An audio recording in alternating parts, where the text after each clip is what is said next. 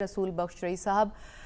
नवाज शरीफ बाहर कैंपेन के लिए नहीं निकल रहे और इस सारी सूरत हाल का जो फ़ायदा हम देख रहे हैं कि वो बिलावल भुट्टो उठाने की कोशिश कर रहे हैं। उनका सारी की सारी जो तीर है उनका रुख इसी साइड के ऊपर है कि शेर निकल नहीं रहा, शेर का शिकार करूंगा। आप क्या समझते हैं, क्या वजह है कि वो इतने एक तो कॉन्फिडेंट क्यों हैं कि वो वज़ीर आज़म बन सकते हैं? सेकेंडली ये कि उनका सारा टारगेट बाकी जो उनकी सियासी हरीफ भी मौजूद हैं इंतखाबात में, PTI भी है, सबको छोड़ के क्यों सारा फोकस उन्होंने नून लीग पे किया हुआ है? देखें, इस वक्त एक मिस्ट्री सी है कि मियाँ साहब के आने के बाद जो तवक्कुआत थी कि जलसे जुलूस करेंगे, लोगों को मिलेंगे, आवाम में जाएंगे, अपना बयानिया नए तरीके से बनाएंगे, कोई नया बयानिया होगा, कोई नई बात करेंगे, वो मैं समझता हूँ कि लोगों को मायूसी हुई है कि उनकी मसरूफियात और पार्टी के अंदर मसाइल अपनी जगह पे, लेकिन जिस तरीके से बिलावल ज़रदारी भुट्टो साहब मैदान में निकले हैं उस तरह से मुस्लिम लीग नून के लोग नहीं निकले। उन्होंने पहल की, बलूचिस्तान में गए, खैबर पख्तूनख्वा में कई जलसे किए, पंजाब में कर रहे हैं, सिंध में कर रहे हैं। इस वक्त जितना जलसे बिलावल ज़रदारी भुट्टो और पाकिस्तान पीपल्स पार्टी ने किए हैं, किसी और जमात ने अभी तक तो नहीं किए। यहाँ पे जो तवक्कुआत थी वो ये थी कि हो सकता है कि मियाँ शहबाज शरीफ में क़यादत का वो तरीक़ाकार नहीं था या वो करिश्मा नहीं था जो मियाँ नवाज शरीफ साहब में है, और जब वो आएंगे तो एक पार्टी नए तरीके से मुतहर्रिक होगी। वो तहरीक मुझे ना आवाम में नज़र आती है, ना पार्टी में के अंदर नज़र आती है, ना आवाम के साथ रब्ता करने में और जो इंतखाबी मुहिम है उसको चलाने में नज़र आती है। देखें, जो इंतखाबात पाकिस्तान के माजी में हुए हैं वो 6 महीने, 7 महीने, 8 महीने, 1 साल पहले उनकी सब तहरीक शुरू हो जाती थी, मोबिलाइजेशन शुरू हो जाती थी। यहाँ पे तो अभी इंतखाबात में 3 हफ्ते हुए हैं और इस वक्त तक मुस्लिम लीग नून का मेरे ख्याल में 1 या 1.5 या 2 जलसे हुए हैं, और उसके मुकाबले में पाकिस्तान पीपल्स पार्टी को 15-20 बड़े जलसे कर चुकी है।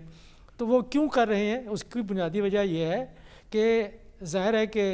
जिस अंदाज से तहरीक इंसाफ को फ़ारिग किया गया है, ये दोनों की रजामंदी थी, दोनों की यही कोशिश थी,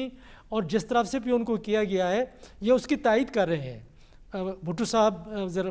भी अपने जलसों में ज़रदारी भुट्टो साहब भी कह रहे हैं कि वो 9 मई के वाक़यात और मुल्क के गद्दार, रियासत के साथ गद्दार, और ये भी उसी किस्म का बयान तराशे हुए हैं। तो लेकिन एक बात यह है कि जैसे अभी आपने फरमाया कि तायद हासिल थी, दोनों पार्टीज एक पेज पे थी PTI को बाहर करने के लिए, लेकिन जिम्मेदारी नहीं ले रही है पीपल्स पार्टी, वो मलबा नून लीग पे शिफ्ट करने की कोशिश कर रही है। आप क्या समझते हैं, ऐसा है? देखिए वो ज़रूर कर रहे हैं कि, लेकिन यह है कि वो ख़ुद ज़िम्मेदार है। उनके जो बयानात जिस तरह से आ रहे हैं उससे साफ वाज़ेह लगता है कि वो किस तरफ हैं, और दोनों का जो एक सिमत है वो एक जैसी है। और मुस्तकबिल में मैं समझता हूँ कि आप देखेंगे इंतखाबात के बाद अगर कोई हुकूमत बनती है तो ये फिर मुख्तलिफ़ तरीके से जमहूरियत को बचाने के लिए, कौम के मफाद में, कौम की सलामती के लिए और जमहूरियत को आगे चलाने के लिए ये सब फिर इकट्ठे हो जाएंगे। ये सिर्फ अपने आप का एक फ़र्क ज़ाहिर करना है। नज़रियाती तौर पर अगर देखें, कारकर्दगी के लिहाज से देखें, और माजी में जो इनका किरदार रहा है दोनों बड़ी सियासी जमातों का, उस हवाले से देखें तो आपको उन दोनों में कोई फ़र्क नज़र नहीं आता। तो फ़र्क ज़ाहिर करने के लिए जो एक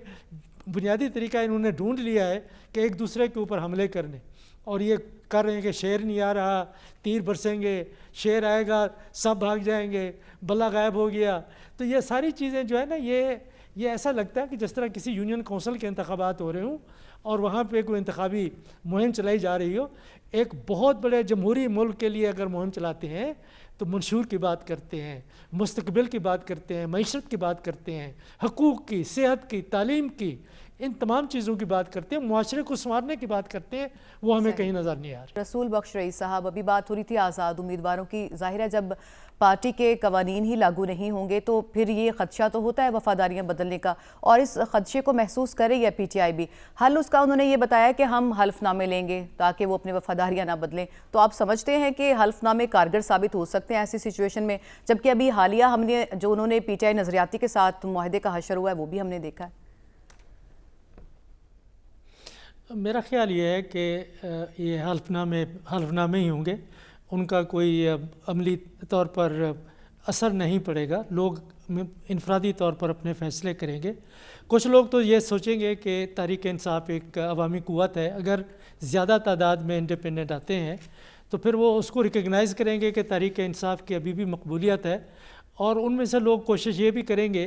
کہ اسٹیبلشمنٹ کے ساتھ کوئی سمجھوتا ہو جائے۔ جو بات چیت آج ہو رہی ہے یہ جاری رہے گی، یہ نہیں ہے کہ معاملات ہمیشہ کے لیے تحریک انصاف اور اسٹیبلشمنٹ کے درمیان ختم ہو چکے ہیں۔ جس طرح کے پازیٹیو سگنل تحریک انصاف کی طرف سے آ رہے ہیں، اس وقت تو ان کے ساتھ میرے خیال میں بات چیت نہیں ہوگی، لیکن بعد میں ہو سکتی ہے۔ اور میں بات یہ کر رہا تھا کہ اگر زیادہ تعداد میں تحریک انصاف کے حمایت یافتہ آزاد امیدوار میدان میں ہیں اور کامیاب ہو جاتے ہیں تو وہ پھر پارٹی کے ساتھ رہیں گے۔ اگر کم تعداد میں ہے تو پھر ہو سکتا ہے کہ ہارس ٹریڈنگ کے لیے منڈی کھلے اور اس منڈی میں پھر بولیاں چلیں گی، اور اگر مان لیا جائے کہ بڑی تعداد میں لوگ تحریک انصاف کی حمایت سے جیتے ہیں تو اس کے لیے کوئی گارنٹی نہیں ہے کہ وہ لوگ تحریک انصاف کے ساتھ رہیں گے۔ آزاد ہیں، کہیں گے ہم تو آزاد ہیں، حلف نامی کوئی حیثیت نہیں ہے، اور ظاہر ہے کہ اگر ایک اخلاقی معاشرہ ہو اور یہاں پہ کسی قسم کی اقدار یہاں پہ ہوں جن کی پاسداری ہو، تو پھر جو لوگ منہ سے بات کر لیتا ہے، جس سیاسی جگہ کے اوپر لوگ کھڑے ہوتے ہیں وہاں کھڑے ہونے چاہیے۔ لیکن ہم نے تو پاکستان کی پوری تاریخ میں 1950 سے لے کے آج تک یہی دیکھا ہے کہ لوگ وفاداریاں تبدیل کرتے ہیں، اور پارٹی کے اندر سے وفاداریاں تبدیل ہوئیں تو تحریک انصاف کے خلاف عدم اعتماد کی تحریک کامیاب ہوئی، تو اس کے بارے میں کچھ کہا نہیں جا سکتا۔ پھر ایک اور جو سب سے بڑی دشواری ہے وہ یہ ہے کہ کس طریقے سے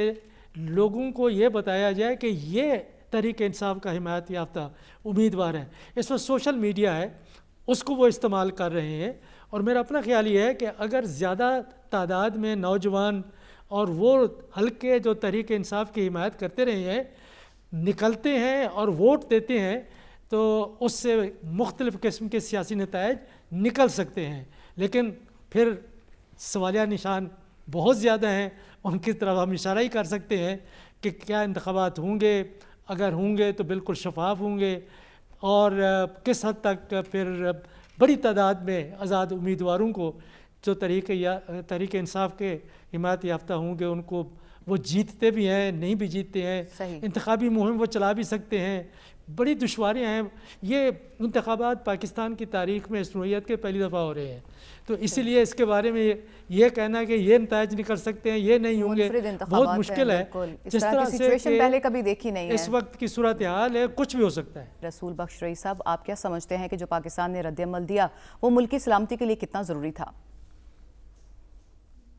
انتہائی اہم تھا، یہ ناگزیر ہو گیا تھا۔ یہ سمجھے کہ جو ملیٹنٹس ہیں بلوچستان میں کارروائیاں کرتے رہے ہیں، ہماری سیکورٹی فورسز کو اٹیک کرتے رہے ہیں، یہ کوئی نئی بات تو نہیں ہے، تو 10-15 سال سے ہو رہا ہے، اور ظاہر ہے کہ صرف وہ بلوچستان کے اندر موجود نہیں، ان کی پناہ گاہیں ایران کے کچھ علاقوں میں بھی ہیں اور افغانستان میں بھی ہے، اور کچھ اور ملکوں میں بھی انہوں نے پناہ لی ہوئی ہے۔ تو یہ کوئی ڈھکی چھپی بات نہیں تھی، اور اس بارے میں پاکستان ایران کے ساتھ مذاکرات بھی کرتا رہا ہے۔ تو ایسا تو نہیں تھا کہ ایک کی 24 گھنٹے کے اندر یا ایک دن کے اندر ہی پاکستان کو معلوم ہو گیا کہ یہاں پر یہ بلوچ نیشنلسٹ یا ملیٹنٹس بیٹھے ہوئے ہیں اور یہاں پہ اٹیک کرنا ہے، سب معلوم تھا، لیکن ہم کوئی ان کے خلاف کبھی کارروائی اس طرح سے ایران کے اندر جا کے نہیں کی تھی، کیونکہ ہم یہ سمجھتے ہیں کہ مذاکرات ہی واحد راستہ ہیں ملکوں کے ساتھ، اور ان مذاکرات کے ذریعے کوشش کی جائے کہ ان کو بے دخل کیا جائے، وہاں سے نکالا جائے۔ یہ پھر جو ایران نے کیا، یہ میرا خیال ہے کہ یہ بالکل جو ہمارے تعلقات کی نوعیت ہے اس کے پس منظر میں، اور ہم جس طرح سے ہم ماضی میں برداشت کرتے رہے ہیں اس کے بالکل برعکس تھا۔ اور میں سمجھتا ہوں کہ جو پاکستان کی سلامتی کے ادارے ہیں یکدم سکتے میں آ گئے کہ آخر یہ ایران کر کیا بیٹھا ہے، تو ظاہر ہے کہ ایک سفارتی انداز میں ہم نے رسپانس دیا جو بالکل درست تھا کہ ٹھیک ہے جی، ہم اپنے سفیر کو واپس بلا رہے ہیں۔ یہ صرف ایک ناپسندیدگی کا اظہار تھا، اور ہماری توقع یہ تھی کہ اس دوران 12 گھنٹے میں، 13 گھنٹے میں، 24 گھنٹے میں وہ کوئی معذرت کریں گے، کوئی بات چیت کریں گے، اس کے برعکس ان کا ایک سخت قسم کا بیان آیا کہ جہاں کہیں بھی ہمارے خلاف کارروائی کرنے والے دہشت گرد کسی ملک میں بھی ہوں گے تو ہم جا کے وہاں پہ حملے کریں گے. یہ میرے خیال میں جو ہمارے سفارتی آداب ہیں یا اس علاقے میں جو ہماری روایات رہی ہیں ان کے بہت خلاف ہے. یہ مشرق وسطیٰ نہیں ہے، یہ پاکستان ہے، یہ مختلف علاقہ ہے اور مختلف قسم کی ریاست ہے. تو یہ ناگزیر ہو گیا تھا. میں سمجھتا ہوں کہ نہ ایران کو کرنا چاہیے تھا نہ پاکستان کو کرنا چاہیے تھا. اس سے ہمارے مشترکہ دشمن ہی فائدہ اٹھا سکتے ہیں. لیکن آخر میں یہ بات بھی کروں گا کہ ایران میں دہشت گردی کے واقعات تواتر سے ہو رہے ہیں، کئی سالوں سے ہو رہے ہیں، اور ہم سے بڑے طاقتور ملک وہاں پہ ملوث ہیں. مشرق وسطیٰ میں جو سیاست ہے یا وہاں پہ جو کشمکش ہے اس کے اثرات بھی ہم ایران کے اندر ہم دیکھ سکتے ہیں. آپ یہ سمجھتے ہیں کہ دونوں طرف سے مشکل صورتحال میں بالکل جو بھی سچویشن بنی وہ نہیں بننی چاہیے.